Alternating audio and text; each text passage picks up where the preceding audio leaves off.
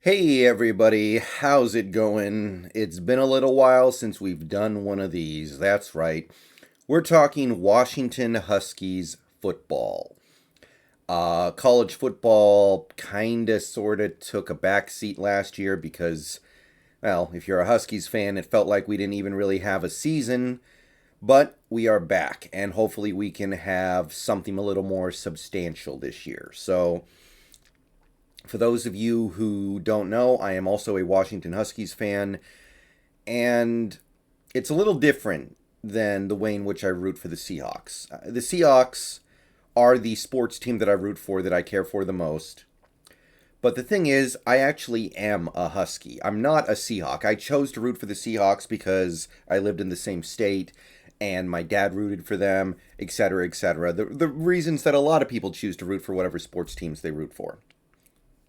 But I actually am a Husky. I went to the college. I graduated from the University of Washington. So it, even though the NCAA is kind of a joke right now, even though the Pac-12 is kind of a joke right now, even though the whole thing is just really hard to take all that seriously sometimes, I gotta root for him and I gotta follow these games and I gotta watch them because I am a Husky. So there will be Huskies videos this year. There will be. I'll be making videos before and after every game, I think. And I don't know how many of my viewers out there care about college football. I don't know how many views these videos are going to get, but I'm going to keep making them. I'm going to keep making them because I do care very much for the Washington Huskies. So if you guys want to do a watch along, I am probably going to do watch along streams for most, if not all, of the Huskies games this year. So first of all, tomorrow night at 5 p.m., the Huskies open their season against Montana. If you want to see me do a watch along stream, then show up tomorrow, YouTube, 5 o'clock. I should be streaming the game, so definitely tune out for that one. So, let's talk about this team a little bit because last year was weird. I think, won 3 games and lost 1. I think we only played 4 games. Might have been 5. I can't remember. By the end of the season, they were just canceling all the games, and it was just like a fun distraction for a few weeks, really. But it was a weird season for sure. We didn't get to play the bowl game. We didn't get to play in the. I don't even think we got to play the Apple Cup, did we? No, we didn't. Huh. Yeah, that whole thing feels like a fever dream, but hopefully we can play our full slate of games this year. So, as of right now, the Huskies are ranked 20th in the nation. They have been pinpointed as a top 25 team by the experts. Will we be able to justify that ranking by the end of the season? If you look at the schedule, I think the answer is probably yes. This is not a bad schedule at all. I think the Huskies will probably be favored in every game they play until they play Stanford, who was the team that beat us last year, and a team that I think should be pretty good again this year. And then, of course, we'll be likely underdogs against Oregon because Oregon is projected to be the best team in the Pac-12 as of right now. But other than that, this is not bad. We're opening with a cupcake. Our first challenge game is against the hapless Michigan Wolverines, who are in a massive make-or-break year for Harbaugh. So that's not a bad prove-it game to play in week number 2. You've got games against teams like Arkansas State. Obviously, the Pac-12 in general is not a very good conference, so you're getting games against California, Oregon State, UCLA, Arizona State. They should be pretty good this year, but this is not the hardest competition. If we are a good team, we should be able to win at least, I would say, 10 of these games. And then the Stanford and Oregon game will likely determine whether or not we can, make a really good bowl game or make the playoff, which seems silly to even talk about right now because a Pac-12 team is so unlikely to make the playoff. But, yeah, I would expect this team to win 10 games. And I'm a little surprised that I'm here right now mentally with this team because when ZTF went down several months ago, when we got news that ZTF got hurt, Achilles was going to miss the season. As it turns out, he's not going to miss the season. He might be back in like November or something. We'll see. I'll believe it when I see it. But when that happened, I was like, oh, okay, I guess this game, I'm sorry, I guess this season is just kind of a punt. Because ZTF was a monster last year. Whatever we had on defense mostly came from him, I felt like. So when he got injured, I was like, oh, well, so much for this season. But it doesn't seem like that's going to cripple this team the way that I was thinking. Obviously, we need to see for sure, but defensively, this team is still expected to be very good. And last year, they really weren't. The run defense in some of those games was pathetic. And the last two games we played, we got run all over, to my recollection. The first game of the year we played, if there wasn't a questionable call near the goal line, we could have lost that game easily because we couldn't stop the run. It felt like the dam had broken a little bit and that we didn't have the great defense to fall back on anymore, even though for years and years and years the Huskies defined themselves as a team that could lose a bunch of players on defense to the NFL and still maintain a high level of play. Last year felt like that started to really get away from us, but we're expected to get it back this year. Cornerback Trent McDuffie, probably our best player on defense right now, shutdown corner. We've got replacing ZTF as our chief linebacker, and you're going to have to forgive me for this, but Edufon Olufoshio is expected to be one of our dominant players this year.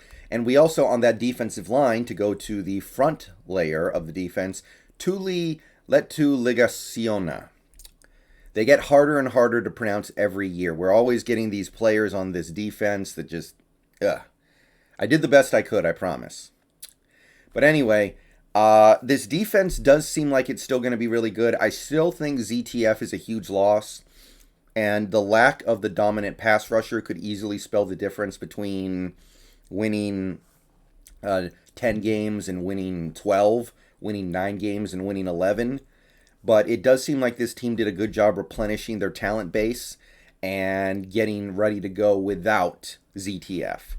So the defense is supposed to be one of the best in the nation. We'll have to see it on the field, but the expectations for that unit is high. Offensively, I don't think we're going to see Heward this year, which is unfortunate in from an excitement perspective, because he's the guy who's supposed to be the next great Huskies quarterback. But we want to save his red shirt, and there is definitely value in that. And we also have to understand that going straight from high school to starting in college football might be too much to ask. So I don't think we're going to see Brock this year. I think Dylan Morris is the guy. And, you know, he doesn't make that many mistakes. It's kind of boring. I get it. Like, I'm not excited about having Dylan Morris as the quarterback, but he's fine. What this season on offense is really about is the running game with Cam Davis and Richard Newton. Those look like those are going to be our two main running backs, and I think they're going to be really good. And, of course, Cade Otton, who should be our best overall player on offense, dominant tight end. Now, I really don't like the fact that we don't have receivers who I trust.